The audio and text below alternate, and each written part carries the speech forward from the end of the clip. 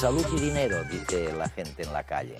Bueno, pues resulta que los primeros estudios científicos sobre la felicidad demuestran que ni la salud ni el dinero son realmente imprescindibles.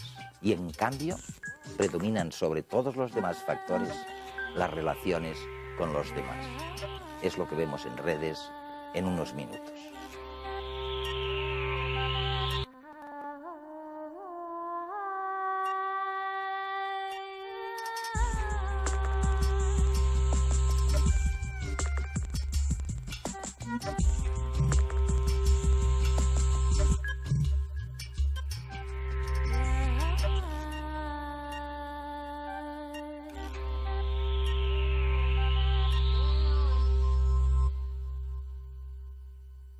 Miren por dónde, yo no sé si es porque ahora la vida se ha alargado tanto, 40 años casi de vida redundante una vez terminadas las funciones reproductivas, pero el hecho es que los científicos se han puesto a estudiar la felicidad.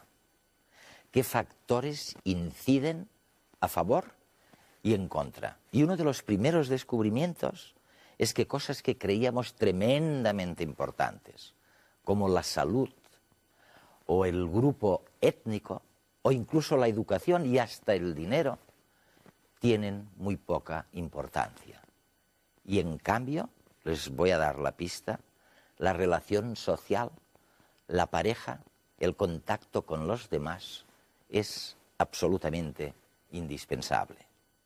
Felicidad yo creo que es tener tus necesidades satisfechas. Un sueño imposible. ¿O no? Estar a gusto. Algo ilusivo, la verdad. Es algo que te creas tú o te lo deje de creer. Pues un estado de bienestar general, sin frío, sin calor, sin ninguna necesidad y con una sensación de todos los anhelos cumplidos.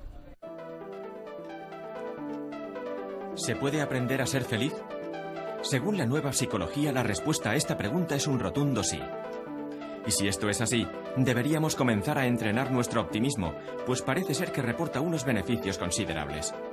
Diversos estudios indican que las personas optimistas viven más y mejor. Si hasta ahora se estudiaba principalmente las enfermedades de la mente, los psicólogos positivistas se han planteado estudiar cómo funciona un cerebro sano. ¿Qué es lo que diferencia a las personas con capacidad para ser felices con las que tienen tendencia a no disfrutar de la vida, deprimirse y ser desgraciados? Los científicos buscan los mecanismos neurológicos que desencadenan la alegría de vivir, más allá de las circunstancias personales de cada cual. Y es que el empuje personal y la capacidad de sobrellevar los problemas son cualidades que no todos tenemos en un mismo grado. Pero podemos hacer algo al respecto. Los psicólogos aseguran que podemos entrenar para ser más felices. Primero, proponen potenciar nuestra parte más hedonista practicando actividades que nos reporten placer. Desde las muestras de cariño hacia los nuestros, a comer una tableta de chocolate o disfrutar de la música que más nos gusta. Como segundo paso, cultivar las aficiones que más nos satisfacen personalmente, en vez de pasar el tiempo libre con acciones que, si bien son placenteras, no aportan nada a posteriori, como ver la televisión. Está demostrado que hacer lo que a uno le gusta sin importarle si sirve o no para algo, solo por el placer de hacerlo, hace sentirse a uno más útil y más pleno. Y por último, proponen buscar un sentido a la vida más allá de uno mismo. Estudios con diferentes comunidades indican que la gente que se siente parte de un grupo, ya sea un equipo de fútbol, una familia o una congregación religiosa, es más feliz. Martin Seligman es profesor de psicología en la Universidad de Pensilvania, en Estados Unidos. Con sus innovadores trabajos, Seligman ha contribuido a esclarecer las causas de la depresión. En la actualidad, es mundialmente famoso por ser el mayor impulsor de la denominada psicología positiva.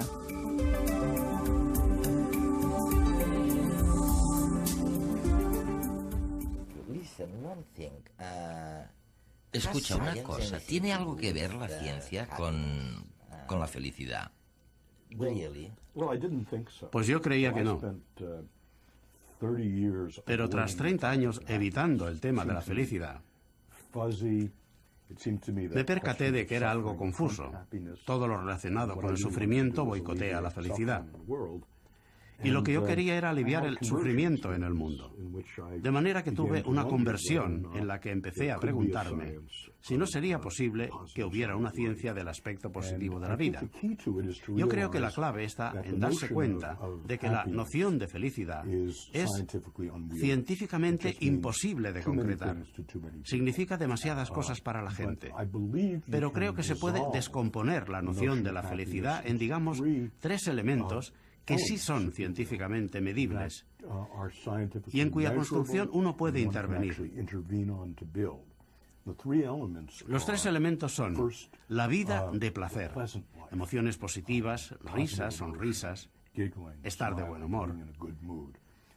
Esta es la versión americana de Hollywood, de la felicidad. Goldie Hawn, Debbie Reynolds, etc. La segunda, y es muy distinta de la primera, es la vida comprometida. Ser uno con las cosas, absorto, inmerso en el amor, el trabajo, con los hijos, con el ocio, con las amistades. Y tú dices, eso es lo contrario. Es lo contrario y es muy interesante. Si estás completamente comprometido en todo lo que te he dicho y te pregunto, ¿qué tienes en la cabeza? La respuesta es, nada. Después de la conversación, es posible que digas que era divertido. Pero lo que quieres decir es que el tiempo se ha parado, que has perdido la conciencia. Y lo que en realidad creemos es que el motivo por el que esto ocurre cuando la gente está fluyendo, cuando están inmersos, es porque se necesita tal cantidad de atención, tal cantidad de recursos mentales, que todos los recursos se extraen de los sentimientos y el pensamiento y pasan a la acción. Pero, Martin, ¿no es extraño o paradójico que, bueno, a nosotros nos gusta decir que los humanos somos distintos del resto de los animales, en el sentido de que somos conscientes de nosotros mismos y luego, cuando intentamos ser felices, lo único que perseguimos es quitarnos de en medio la conciencia?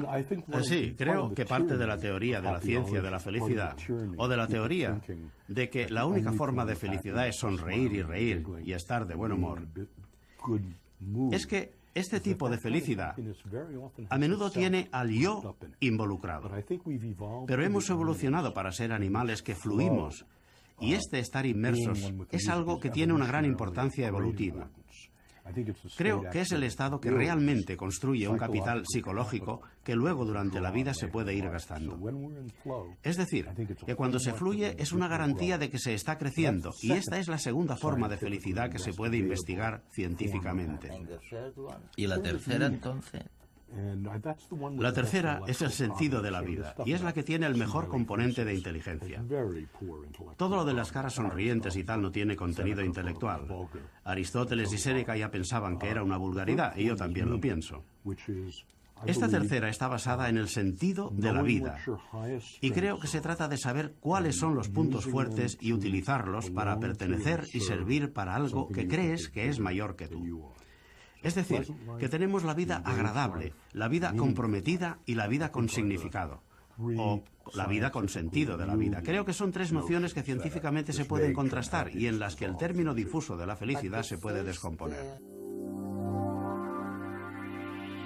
Si busca la felicidad, olvídese de un ascenso en el trabajo o de probar a jugar a la lotería. Está demostrado que en 3 meses, la alegría inicial desaparece y retorna a sus niveles anteriores de satisfacción con la vida, como si nada hubiese pasado.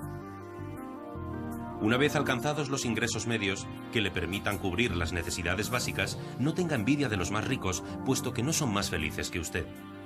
Es solo pura apariencia. Pero tampoco se crea más afortunado que los habitantes del planeta de hace un siglo. A pesar de que disfrutemos de comodidades que ellos ni imaginaban, se declaraban igual de contentos que usted. Una vez descartado el dinero, olvídese también de estudiar una carrera o cambiar a un clima más soleado o a otra cultura. Ni la educación, ni el país, ni la raza influyen a la hora de ser feliz. ni siquiera un estado de salud óptimo se la garantiza.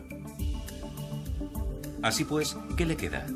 Si bien de la consabida trilogía Salud, Dinero y Amor podemos eliminar los 2 primeros términos, aférrese con entusiasmo al tercero. Este sí parece determinar nuestra alegría más duradera. El único elemento externo que diferencia a los más felices de los que no lo son es la intensidad de sus relaciones sociales y el tiempo que se pasa con los seres queridos. Los que tienen más amistades y los que tienen pareja están más contentos en todos los sitios y a todas las edades. Y es que en realidad poco importa el lugar de procedencia a la hora de buscar la felicidad. Países tan diferentes como Portugal, Nigeria o Japón tienen índices de bienestar subjetivo muy parecidos. Lo que sí varía es la razón para ser feliz. Mientras que en países de cultura individualista como Estados Unidos, Alemania o Finlandia, la independencia y la autonomía son fuentes de felicidad, en otros, en que prima una tradición mucho más colectivista, como China, Pakistán o Argentina, lo importante es la felicidad del grupo al que uno pertenece.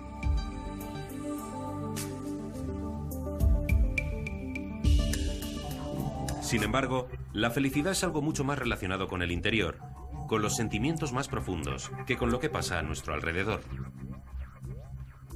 Heredamos en gran medida el estado de ánimo de los padres.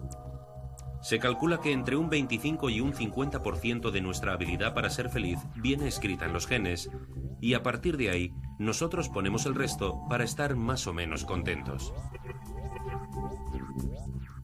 Y a pesar de que la carga genética puede parecernos una traba, sobre todo si nuestros padres eran pesimistas y nosotros también, existe un margen de maniobra para mejorar nuestra satisfacción con la vida.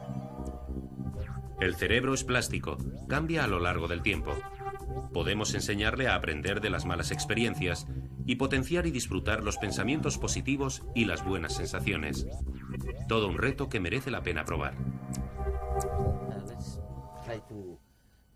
Intentemos dar algunos ejemplos a nuestros telespectadores. Por ejemplo, podemos imaginar que cuando la gente busca la satisfacción en la vida, cree que si tiene una buena educación, si vive en un clima agradable y ¿qué más?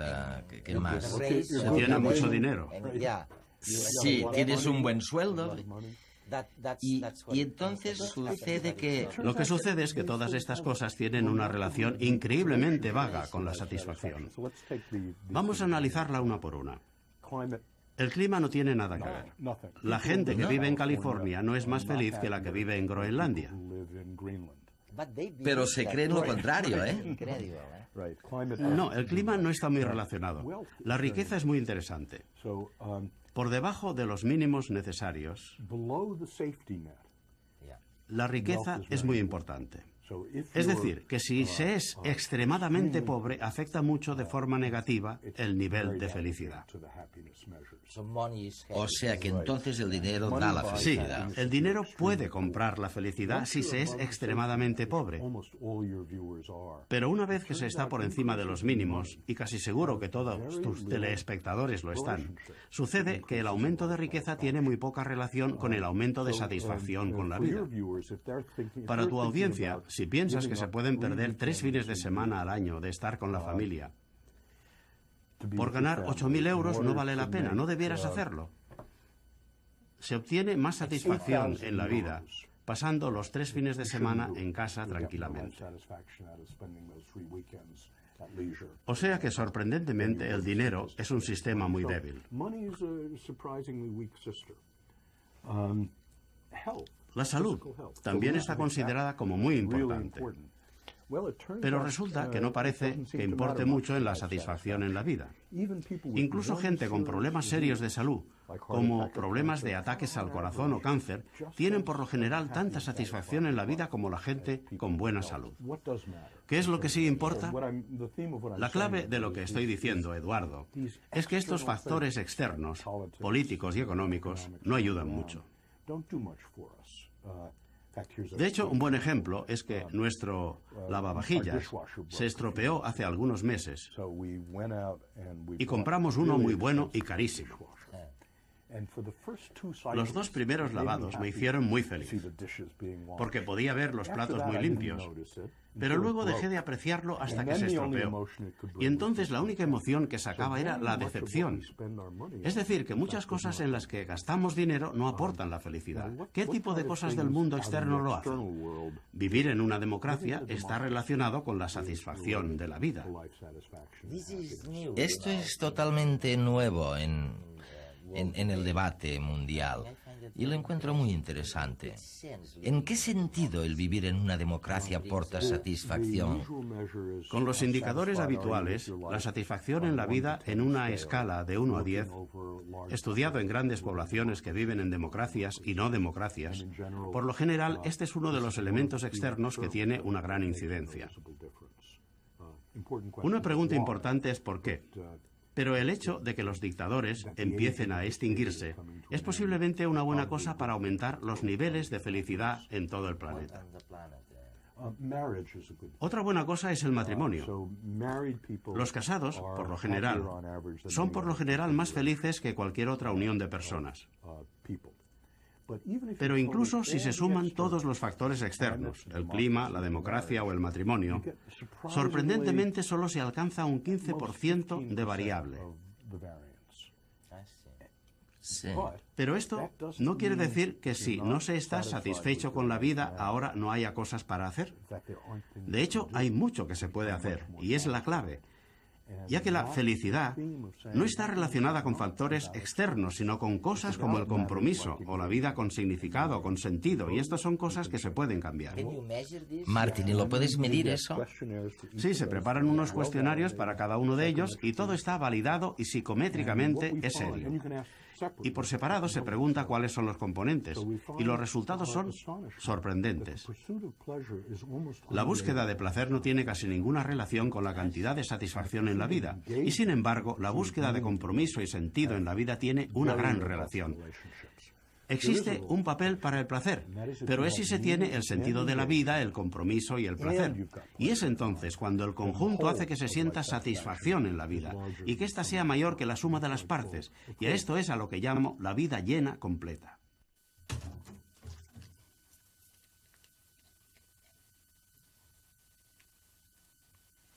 La psicología cada vez cuenta con métodos más sofisticados de estudio. Hoy en Redes vamos a ver un experimento que estudia los mecanismos no conscientes que nos ayudan a ser feliz. Las últimas tendencias en psicología apuntan a que el ser humano posee una especie de sistema inmunológico cognitivo que actúa en el campo emocional. Un dispositivo que se enciende sin darnos cuenta cada vez que nuestro estado de ánimo se derrumba y que nos empuja a estados de mayor bienestar. En la Universidad Complutense de Madrid, un grupo de psicólogos ha diseñado un sistema que estudia el funcionamiento de este mecanismo en diferentes personas. Los sujetos sometidos al test son inicialmente inducidos a un estado emocional de ligera tristeza. A continuación, se analiza hacia dónde dirige cada uno de ellos su mirada cuando se les muestra simultáneamente parejas de palabras, unas de carácter positivo y otras con una carga emocional negativa. Bueno, aquí tenemos una participante que acaba de entrar en el laboratorio. Previamente hemos hecho una prueba en la cual se le ha inducido un estado de ánimo depresivo, ligero, evidentemente no muy intenso, pero viene con un estado de ánimo relativamente bajo. Lo que efectuamos es en cada uno de los participantes un ajuste de luminosidad, de córnea y pupila, de tal modo que con nuestros 2 parámetros nos permite una cámara que tenemos situado delante de ella, una cámara de infrarrojos, nos permite evaluar los movimientos que está efectuando en cualquiera de los ejes vertical y horizontal. Estos movimientos quedan reflejados en esta pantalla. La participante lo que está viendo ahora es una pantalla de ordenador, hay una cruz que está bajando, subiendo, y es justamente su ojo que se está moviendo en una dirección que ella prácticamente no es consciente de ello, pero que se está moviendo hacia arriba, hacia abajo, izquierda, derecha, y nos va a indicar hacia qué parte de la pantalla que está mirando está dirigiendo su atención. Una cosa interesante es que la gente cree que está mirando a un punto fijo, que no mueve su mirada, pero nosotros estamos dentro de un segundo, que dura cada una de las presentaciones de palabras, hay 40 o 50 medidas de movimientos oculares, que son muy rápidos, que son como movimientos muy fugaces, pero que nos da una idea muy precisa de hacia dónde se dirige la atención, que es en realidad lo que queremos medir. Nuestra idea es que si una persona bajo este estado de melancolía inducida, si se puede decir, dedica más tiempo a estímulos positivos, a imágenes positivas, a cualquier tipo de estimulación positiva, sería una prueba de que está intentando, incluso sin ella saberlo, sin ser consciente de ello, está intentando regular su estado de ánimo, está intentando encontrar mecanismos, estrategias que le permitan otra vez volver a un punto de partida inicial de un estado de ánimo más normal. Una de las hipótesis que tenemos es que las personas con depresión y personas que tienen ya unas dificultades crónicas para mantener un buen estado de ánimo, en parte quizás este estado de ánimo se deba a una dificultad que tienen, por ejemplo, atencional, para situar sus capacidades, sus recursos atencionales en elementos positivos. Cuando aparece una palabra negativa y una positiva, sistemáticamente se va hacia la negativa y no puede desengancharse de ella. Es decir, tienen problemas para desengancharse de la información negativa. De modo que parte, no todo, pero parte de nuestra dificultad a veces que tenemos para modificar nuestro estado de ánimo, y especialmente estas personas que parecen tener una dificultad importante, crónica, tenga que ver de algún modo con esta cierta incapacidad o cierto déficit para autorregular su estado de ánimo a través de procesos cognitivos, procesos mentales. Existe una paradoja en tus escritos, bueno, en lo que piensas. Por una parte dices que hay algo que se puede hacer para mejorar la satisfacción en la vida. Ok. Y por otra parte, dices que, oiga, lo siento mucho, pero no existe una fórmula, ¿sabes? Eduardo, ahora todo mi trabajo lo centro en la cuestión de si existen posibles intervenciones duraderas que pueden hacer a la gente más feliz. Antes se creía que no las había, que no se podía, que sucede como con la cintura, que hay un condicionante biológico que te hace ser como eres, así es como se pensaba. Pero he pasado una gran parte de mis primeros 30 años de académico probando fármacos y psicoterapias y test aleatorios para ver si hay intervenciones que reduzcan la depresión de las personas. Y ahora he pasado los últimos 7 años preguntándome si hay algo que pueda hacer que las personas sean de forma duradera más felices. Y la respuesta es sí, y te daré algunos ejemplos. Vamos a ver algunos de estos ejemplos. Vamos a verlo una por una. ¿Recuerdas que he dicho que teníamos la vida agradable, que es tener más emociones positivas, la vida comprometida, que es tener más flujo en la vida, y el sentido de la vida? Vamos a verlas una por una. Para la emoción positiva, el ejercicio para esta noche es que antes de irte a la cama hoy y durante los próximos 7 días, tienes que escribir 3 cosas que han ido bien durante el día y el por qué han ido bien. Eso es todo. Y el resultado es que es algo contagioso. Y una vez que se ha acabado el ejercicio, se sigue haciendo. Y a los 6 meses, la gente que hace esto está mucho menos deprimida y mucho más feliz. Esta es una intervención muy simple que funciona. Según nuestros datos, se ha demostrado que tiene para la depresión un efecto mayor que la terapia cognitiva y que la medicación. El segundo ejercicio, está relacionado con las fuerzas y con la fuerza del agradecimiento. En nuestros datos, de todas las fuerzas que hemos analizado, ha aparecido el agradecimiento como el correlativo más fuerte de la satisfacción en la vida. El estar agradecido. Y Eduardo, aquí tenemos el ejercicio para esta noche y quizá para las 2 semanas próximas. Quiero que pienses en alguien que está vivo, que ha hecho algo por ti que es increíblemente importante y nunca se lo has agradecido lo suficiente. ¿Ya has pensado en alguien? Sí, ya lo tengo. Bien, pues lo que quiero que hagas durante la semana que viene es redactar un escrito de unas 300 palabras en la que aparezcan palabras concretas que la persona dijo y cómo te afectó, en qué situación estabas, en la influencia que tuvo en tu vida y en qué situación estás ahora. Esa es la primera parte. La segunda parte es llamarla por teléfono en Barcelona y decirle que quieres ir a visitarla, pero sin decirle el motivo. Finalmente, hay que ir a su casa y leer en voz alta el escrito. Pero, Dios mío, esto es muy difícil. Una vez más se ha demostrado en estudios controlados que esto hace a la gente mucho más feliz y mucho menos deprimida. Y esto dura por lo menos un mes después del ejercicio. Hay ejercicios que pueden aumentar la vida placentera y la vida comprometida. También hay el significado que tiene el Esta ruido, es la tercera. que es el tercer tipo de vida. Aquí tenemos uno muy simple que a menudo hago con mis estudiantes. La semana que viene haz algo que sea divertido, pero también algo que sea altruista, filantrópico.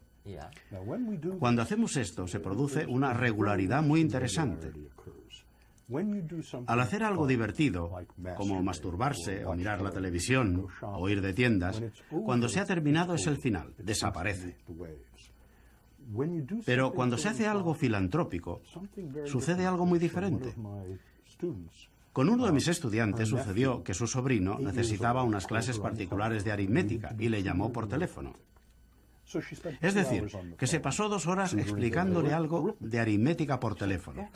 Y dijo que después de esto se sintió mejor durante el resto del día. Decía que podía escuchar mejor a la gente, estaba más dulce y que la gente lo quería más. Y otro de mis estudiantes de empresariales me dijo: Dr. Seligman, estudio empresariales porque quiero hacer mucho dinero y el motivo para esto es porque el dinero aporta la libertad y la felicidad.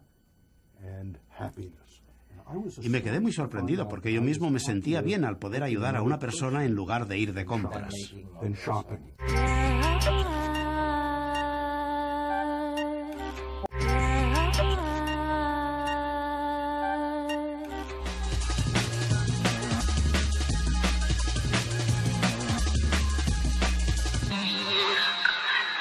Los españoles tienen fama de alegres y divertidos, pero las estadísticas no le dan la razón al tópico. Un estudio realizado en varios países de Europa concluye que las españolas mayores de 50 años son las europeas que con mayor frecuencia se deprimen. Durante varios años se ha analizado la situación socioeconómica y sanitaria de más de 22.000 personas mayores de 50 años y originarias de 10 Estados miembros de la Unión Europea. Una de las conclusiones más remarcables es que las españolas de 50 años son las europeas más afectadas por la depresión, seguidas por las francesas, las italianas y las griegas. Respecto a los varones, los españoles ocupan el tercer puesto, detrás de italianos y franceses. A medida que avanza la edad de los pacientes, y tanto los hombres como las mujeres españolas de entre 60 y 70 años son los más afectados por depresiones de toda Europa. El objetivo final de esta estadística no es conocer las causas de esta enfermedad, sino ofrecer un retrato de la forma de vida de las personas mayores que pueblan las diferentes regiones de Europa. La Organización de las Naciones Unidas para la Alimentación y la Agricultura, la FAO, está impulsando un nuevo sello de calidad con el objetivo de garantizar una pesca sostenible. Se trata de que a la mesa nos lleguen productos frescos, sanos y respetuosos con el medio marino. Muy pronto los consumidores podrán saber antes de comprar un pescado si este ha sido capturado de forma sostenible y ecológica. Esto será gracias al nuevo sistema de coetiquetas que impulsa el Comité de Pesca de la FAO. Los técnicos han propuesto una serie de directrices que determinarán si un producto pesquero es ecológico o no. De todas maneras, será cada país el que acabará determinando cómo se deberán aplicar los códigos. El distintivo certificará que el pescado ha sido capturado de manera que garantiza la conservación de las especies, evita los impactos negativos sobre las áreas protegidas y no pone en peligro especies amenazadas o hábitats sensibles. Lo que está claro es que las ecoetiquetas mejorarán el respeto por el medio marino. Un jurado formado por una veintena de premios Nobel se ha reunido en Castellón para otorgar los premios Jaime I de este año. En total son 6 galardones destinados a promocionar la investigación y el desarrollo científico en España. En total, se han presentado más de 200 candidatos de diferentes universidades y entidades españolas. Durante una semana, Castellón ha acogido a los mejores especialistas mundiales en diversos campos con el objetivo de deliberar en torno a los candidatos para recibir los premios Rey Jaime I en sus 6 especialidades: investigación, economía, medicina clínica, medio ambiente, nuevas tecnologías y urbanismo, paisaje y sostenibilidad. Los galardones, que en esta edición han cumplido su 17º aniversario, pretenden reconocer y promocionar la investigación y el desarrollo científico en el territorio español. Los premios están dotados con 75.000 euros. Ingenieros y físicos chinos acaban de construir la estación de observación meteorológica más alta del mundo.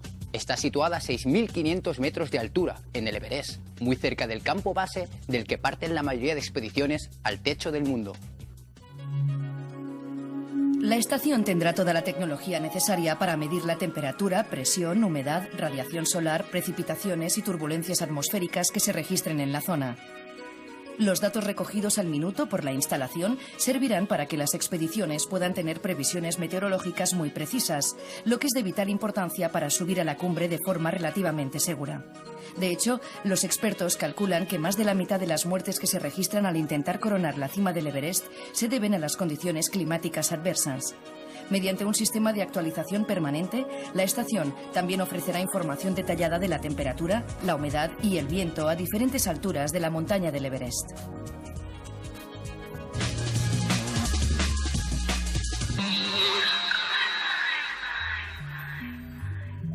Un optimista es un pesimista mal informado. O no soy pesimista, soy realista. Son afirmaciones muy enraizadas en nuestro pensamiento. ¿Pero son realmente ciertas? ¿La realidad más objetiva conduce irremediablemente al desaliento y a la desilusión? Pues parece que no. En primer lugar, nuestras percepciones son de una subjetividad total. La vieja prueba de la botella llena hasta la mitad ilustra perfectamente cómo el temperamento de la persona moldea su perspectiva de las cosas. Y ante la botella de la vida pasa lo mismo. Curiosamente, lo que dicen los estudios es que las personas optimistas analizan los aspectos negativos de las cosas mucho más que las pesimistas los aspectos positivos. Así pues, el optimista es siempre más realista. En este sentido, la depresión podría considerarse como el ejemplo extremo de pesimismo, aunque hay que tener en cuenta que eso ya no es temperamento, sino enfermedad. Hay posturas pesimistas generales que en el fondo reflejan miedo a una visión positiva.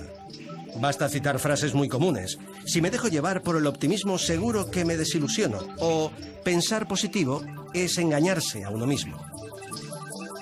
Quienes las adoptan tienden a distorsionar negativamente los hechos. Porque no son nuestras ideas las que nos hacen optimistas o pesimistas, sino que es nuestro optimismo o pesimismo el que las modela. Los optimistas confían más en encontrar soluciones, por lo que perseveran con más tesón. La sensación de que controlan las circunstancias también les ayuda a mantener el equilibrio emocional. Y se enfrentan y ponderan mejor todas las situaciones porque antes de tomar decisiones sopesan tanto los aspectos positivos como los negativos, mientras que los pesimistas se limitan a ver únicamente los negativos. Ahora los psicólogos están convencidos de que el poder reparador del optimismo ante la adversidad es independiente de la edad, el sexo, la inteligencia, el nivel de formación o los recursos económicos. Y afirman que la confianza en uno mismo, la interpretación positiva de los sucesos y sobre todo la esperanza nos protegen de los efectos nocivos de los infortunios. Esta psicología positiva estudia los rasgos del carácter que ayudan a las personas a sentirse bien. Se investigan los ingredientes de las mentes saludables. Los científicos de la mente del nuevo milenio no solo se preocuparán por corregir lo peor de la condición humana, también se dedicarán a identificar y a promover lo mejor. No se trata de reinventar nada. En el ser humano están presentes muchos de los mecanismos que contribuyen al bienestar. Solo se trata de aprender de lo que hace la gente sana para hacer de eso algo más científico que destile conocimiento. Parece que solo existe un caso en el que los pesimistas salen mejor parados que el resto. Son los abogados. Exactamente, los abogados. He estudiado unas 30 profesiones diferentes para ver la relación entre el optimismo y el éxito. Y solo hay una en la que los pesimistas tienen más éxito, y son los abogados. Lo que hicimos es tomar a toda una clase de primero de la Facultad de Derecho, de una de las universidades más importantes de Estados Unidos. Les hicimos pruebas de optimismo y pesimismo, y les preguntamos 3 años más tarde quiénes habían aprobado, quiénes eran los mejores y quiénes habían conseguido el mejor trabajo. Y es la única profesión que hemos encontrado en la que los pesimistas tienen una actuación mejor que los optimistas. Y creo que el motivo está muy claro. En los Estados Unidos, para ejercer como abogado, hay que imaginarse la peor catástrofe que le podía haber sucedido a tu cliente. Ocurre lo mismo en todas partes. Deben ser capaces de encontrar los monstruos debajo de la alfombra. Y la elección de los abogados es por su pesimismo. Esto está muy bien para ver la parte de la vida que es menos probable y para imaginarse las catástrofes. Pero, desgraciadamente, todo el mundo se lleva el pesimismo a casa. De manera que el mismo abogado que puede pensar en una catástrofe que podría haber ocurrido y que hace ganar el caso, piensa que la mujer es infiel, o que la vida no es justa, o que su empresa está quebrando, o que la vida no tiene sentido. O sea, que el índice de depresiones, suicidio y divorcios entre los abogados es el más alto de los Estados Unidos, pese a que es la profesión mejor pagada. En la actualidad, las empresas tienen un presupuesto más elevado para mantener a los abogados en la empresa que para contratarlos. Mi secretaria trabajaba como abogada. Eres uno de los primeros psicólogos que habla de la importancia del carácter, de la forma básica de ver las cosas. ¿En qué manera? Exactamente, ¿qué es lo que quieres decir? Cuando estudié la vida de placer, la hedonista, estaba claro que había atajos para alcanzarla.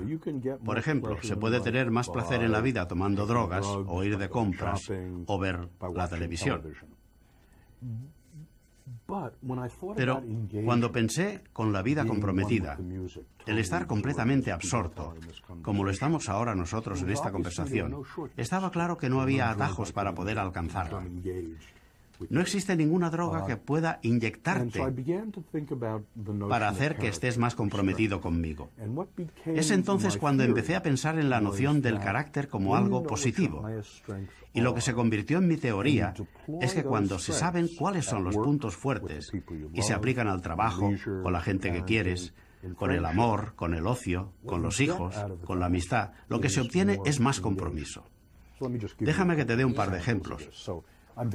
Es muy interesante en personas a las que no les gusta su trabajo, que lo encuentran tedioso y aburrido, justo lo contrario que nosotros a quienes nos encanta nuestro trabajo. La diferencia es que tú y yo fluimos cuando trabajamos, pero ¿qué se puede hacer cuando se tiene un trabajo tedioso para conseguir más compromiso? Bueno, voy a darte uno de los cientos de ejemplos que existen. Una señora que había trabajado conmigo y que ahora trabajaba poniendo las compras de un supermercado en bolsas, trabajaba en esto y no le gustaba. Trabajamos juntos sus puntos fuertes y se dio cuenta de que su punto fuerte era la inteligencia social. Y decidió que además de poner las compras en bolsas, haría que el intercambio que tenía el cliente con ella sería el momento social más especial del día de cada cliente con el que trataba. Es decir, que aprovechó su punto fuerte y lo utilizó constantemente en su trabajo. Y transformó su trabajo de ser físicamente laborioso y aburrido en un trabajo que le encantaba. El algoritmo general aquí es que si se pueden encontrar cuáles son los puntos fuertes y se utilizan de una forma nueva con la gente que quieres, con el trabajo, con las amistades, con los hijos, lo que se obtiene es una vida más comprometida. Yo creo que sí. La verdad es que no me puedo quejar en absoluto. No me lo suelo preguntar. No me lo suelo preguntar. En el momento que me lo preguntes, sé que no lo soy. Yo sí, ahora mismo sí. Mucho. Siempre lo he sido, además, yo creo. La gente es muy sabia. Cuando se pregunta a la gente qué felicidad tienes de 0 a 10, lo primero que te dice es qué tontería de pregunta me haces, pero enseguida responde. 8. Todo el mundo responde rápidamente sobre la felicidad, en parte porque somos expertos en felicidad. La felicidad no teórica o no general, pero sí nuestra felicidad. He tenido buenos ratos, pero no puedo decir que haya sido feliz siempre. Todos sentimos emociones y queremos ser siempre felices, pero pensemos, ¿para qué sirven las emociones? ¿Qué es lo que hacen en los mamíferos? Sabemos que, por ejemplo, las emociones están reguladas por las partes más primitivas de nuestro cerebro, las partes que compartimos con todos los otros mamíferos, e incluso con otros animales no mamíferos. Las tendencias actuales en biología y psicología evolutiva consideran que las emociones son un sistema de guía para el organismo, para aproximarse o evitar un estímulo del mundo. Las emociones son una especie de brújula que orienta en una cierta dirección, pero una brújula que siempre marca el norte no sirve para nada.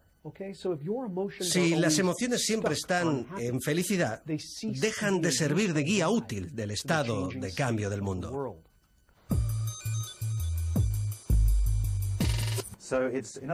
Nuestras emociones son la manera que tiene la naturaleza de motivarnos para hacer lo que la selección natural quiere que hagamos. El problema es que ahora podemos incluso burlar a la naturaleza. Somos más inteligentes y más avanzados tecnológicamente, por lo que podemos encontrar atajos hacia la felicidad. Cervecitas y algo de beber y salir con los amigos y eso. O sea, prefiero gastarme el dinero en viajar, que es lo que me parece que más enriquece a una persona, el viajar y el contacto con otra gente de otros sitios. No me suelo comprar cosas, si acaso tomar algo de chocolate. ¿Existe algo en el mundo exterior que podamos ingerir y que reducirá el estrés? La respuesta la conocemos todos. Sí, hay todo tipo de cosas. Tenemos las drogas, el alcohol. Hay cosas de este tipo y son buenísimas para la reducción del estrés. La heroína, la cocaína. El problema es, por supuesto, que estas cosas se pagan caras. Este es el problema, porque la naturaleza, la selección natural, dispone nuestro cerebro para que, por lo general, si queremos ser felices, tengamos que hacer aquello que resulta beneficioso para nuestros genes. Es decir, para ser feliz, tenemos que conocer a alguien, enamorarnos, tener hijos, crear una familia, hacer todo aquello que beneficia a nuestra perpetuación genética.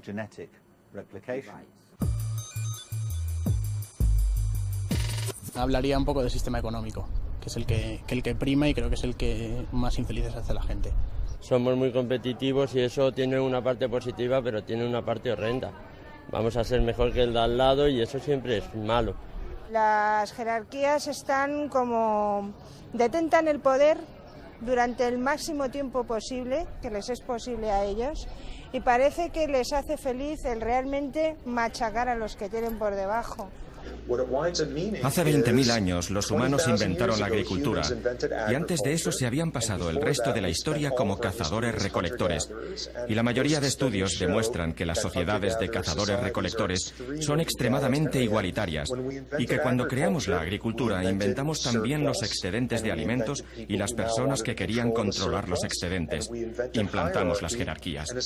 Fue entonces cuando los humanos inventamos la pobreza, inventamos una forma de subyugar a los primates de una manera que no se había dado antes. Hemos ideado un sistema que aplasta a la gente. Hace un momento hablábamos de la diferencia entre la vida de placer y la vida gratificante. Y hay una anécdota fantástica que me fascina. Es la historia de un lagarto que alguien encontró y se lo llevó a su casa como mascota, ¿no? Al profesor de la universidad, Dr. Julian James, le habían regalado un lagarto mexicano como mascota de laboratorio. Y el lagarto se estaba muriendo porque no podíamos entender qué alimentación darle. Matamos moscas, pero no le gustaban. Hicimos una mezcla de mangos y papayas, pero tampoco se lo comía. Le ofrecimos una comida china y tampoco. El lagarto estaba atontado. Un día Julian entró y le ofreció al lagarto su comida, que era un sándwich de jamón. Y el lagarto siguió como estaba. Julian continuó su trabajo y a la hora de la comida abrió el New York Times y cuando había acabado la primera parte la dejó encima del sándwich de jamón. Y fue entonces cuando el lagarto, que estaba al otro lado de la habitación, vio esto, se levantó, caminó hasta la mesa, saltó e hizo pedazos el New York Times y se comió el sándwich de jamón. En esta anécdota hay un mensaje importantísimo, y es sobre los atajos. Los lagartos, este tipo de lagarto, ni comen ni copulan a menos que hayan usado los puntos fuertes más importantes que les ha dado la evolución. Y nosotros también somos así. No creo que podamos tener gratificación por atajos. O sea que no existen los atajos. Se trata de un largo proceso. Creo que todo el mundo tiene un tipo de fortaleza, un conjunto de puntos fuertes personales, y una vez sabemos cuáles son, es muy fácil ponerlos en uso. De manera que, por ejemplo, Eduardo, yo soy malísimo con la conversación tonta, y uno de mis puntos fuertes es que me encanta aprender cosas. Y cuando tengo que ir a una fiesta y alguien quiere hablar del tiempo, si puedo de alguna manera cambiar la conversación hacia la enseñanza y lo que me gusta enseñar, entonces me lo paso de maravilla. Y de la misma manera creo que todo el mundo tiene puntos fuertes personales, característicos, y la forma de tener una vida más comprometida y con más significado es cambiar, rediseñar lo que hacemos para poder utilizar esos puntos fuertes en la vida todo lo que se pueda. Mientras estabas hablando, estaba pensando, oye, ¿cuán lejos está todo esto de la idea de la psicología freudiana, que todo estaba basado en la infancia, ¿no? Cuando se da a entender que la forma en que nos comportamos es porque odiamos al padre o a la madre, o porque... Oye, pero tú estás en el otro extremo, ¿no? Casi. Hay cosas de Freud que tomo muy seriamente, pero lo de la niñez creo que está sobreestimado.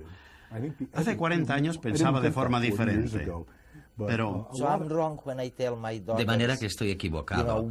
Cuando les digo a mis hijas, al referirme a mis nietas, a sus hijas, oye, vigilad hasta que tengan 7 años, porque lo que pase después ya... Hay muchas cosas que son importantes en la infancia, como el sentir una seguridad hacia los padres. Pero, en general, creo que un ejemplo perfectamente compatible, que creo que se puede comparar con lo que sabemos sobre el desarrollo, es que nacimos ayer. Es decir, se pueden cambiar muchas cosas de forma radical cuando somos adultos.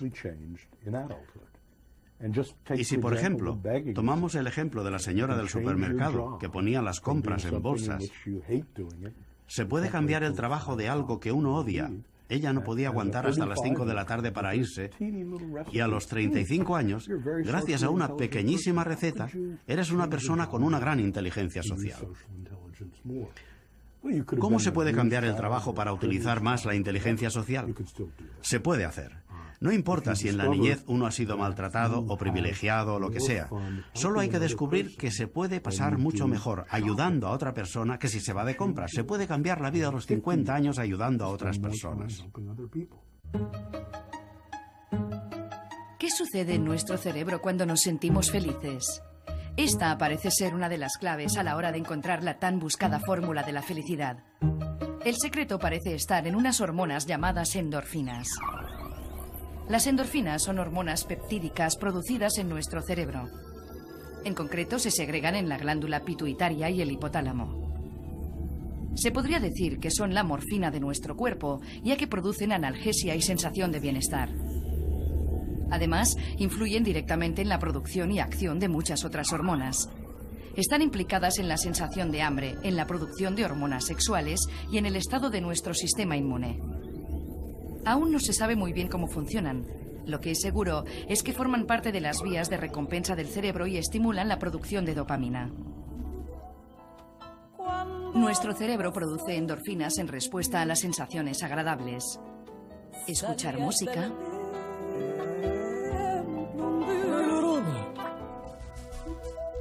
comer algo sabroso, hacer el amor y miles de cosas imaginables nos producen una sensación de bienestar modulada por las endorfinas. También las encontramos al reír y al hacer ejercicio físico y, curiosamente, al contacto con sustancias picantes y con los rayos ultravioleta. Básicamente, hacer las cosas que nos gustan hace que produzcamos endorfinas y la acción de las endorfinas hace que las cosas que hacemos nos resulten agradables.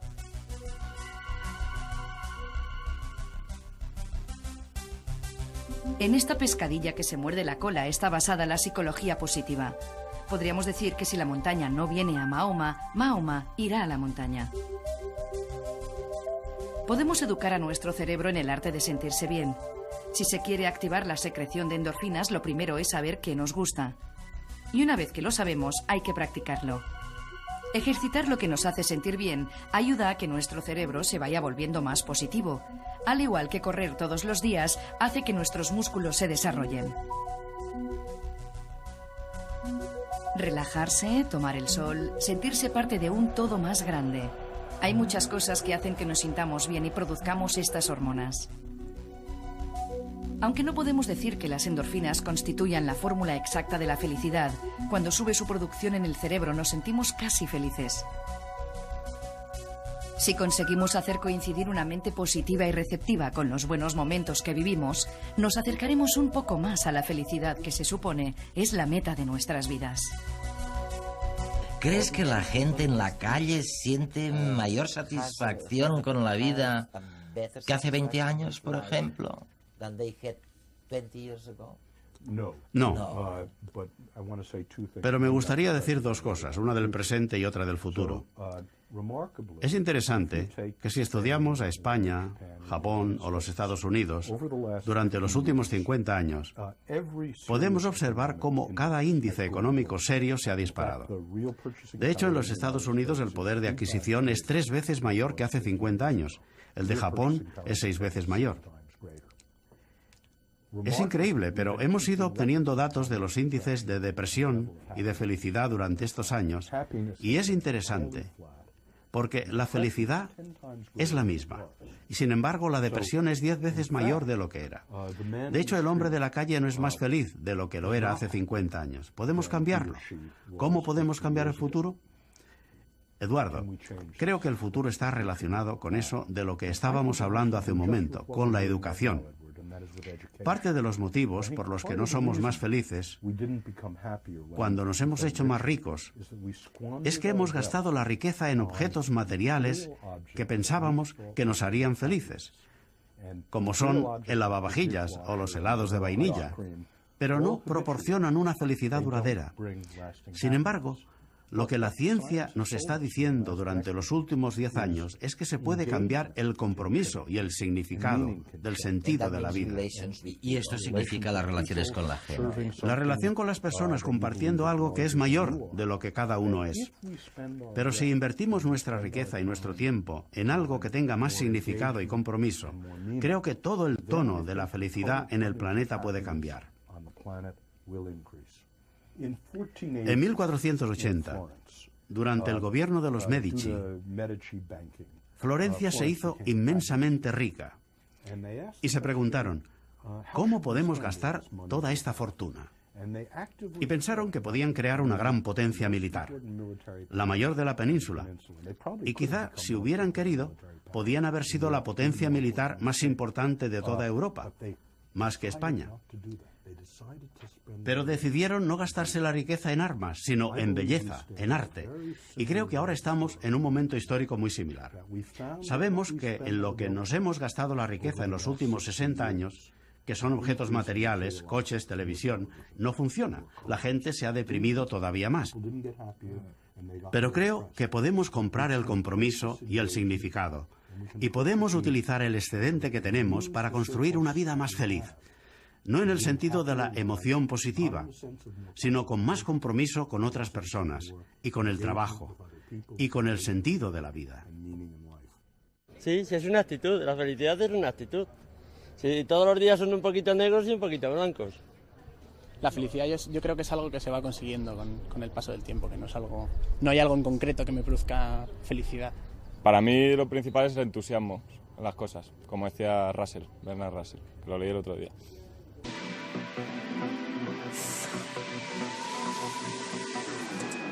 Como viene siendo habitual, el equipo de redes quiere potenciar la participación de todos los espectadores a través del concurso La Cuestión.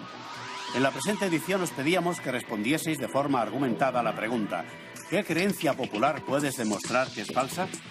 Una vez cerrado el plazo de presentación de los artículos, hemos recibido cientos de textos que están siendo valorados por un jurado formado por 4 científicos de primera línea. Conoceremos su veredicto en el programa del próximo 29 de junio. El ganador recibirá un ordenador Toshiba y nos expondrá las ideas principales de su respuesta.